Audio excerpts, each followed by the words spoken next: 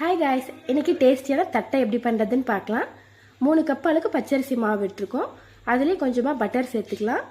ஒரு கைப்பிடி அளவுக்கு எள்ளு, கடலைப்பருப்பு, உளுந்து சேர்ந்து 1 கப் நைட்டே ஊற விட்டு எடுத்தாச்சு. 1 கப் பொட்டுக்கடலை அரைச்சி சேர்த்துக்கலாம். 1 ஸ்பூன் காஷ்மீரி மிளகாய்த்தூள், 1 கப் உப்பு தண்ணி எடுத்துக்கோங்க. இதுதான் நம்ம இப்போ தெளிச்சு பிணைய போகிறோம். தண்ணி ரொம்ப சேர்த்துற வேணாம். ரொம்ப தண்ணி ஆயிடுச்சுன்னா நமக்கு திரட்ட கஷ்டமாக இருக்கும். அதனால் மாவு கரெக்டாக பார்த்து பிணைஞ்சுக்குங்க.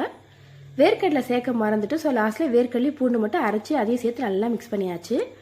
இப்போ தேவையான சைஸில் இதை உருட்டி ரெடி பண்ணிக்கலாம். தட்டை திரட்டுறதுக்கு ஒரு ஈஸியான மெத்தட் இருக்குது. இந்த மாதிரி ஒரு பேப்பரில் நம்ம ரெடி பண்ணி வச்சுருக்க மாவை லைனாக வச்சுட்டு ஒரு மீடியம் சைஸ் கப்பு வச்சு இப்படியே ப்ரெஸ் பண்ணிட்டு வந்தோம் அப்படின்னா தட்டை நமக்கு கொஞ்சம் ரெடி பண்ண ஈஸியாக இருக்கும். இந்த மெத்தடில் ஒரு முறை ட்ரை பண்ணி பாருங்கள். அவ்வளோதான். இப்போ எண்ணெய் நல்லா காஞ்சதுக்கப்புறம் நம்ம திரட்டி வச்ச தட்டையை பொரிச்சு எடுத்தோம் அப்படின்னா சூப்பரான தட்டை முறுமுறுன்னு ரெடி ஆகிடும். கண்டிப்பாக ட்ரை பண்ணி பாருங்கள். இன்னொரு ரெசிபியோட நெக்ஸ்ட் வீடியோவில் பார்க்கலாம். பாய்.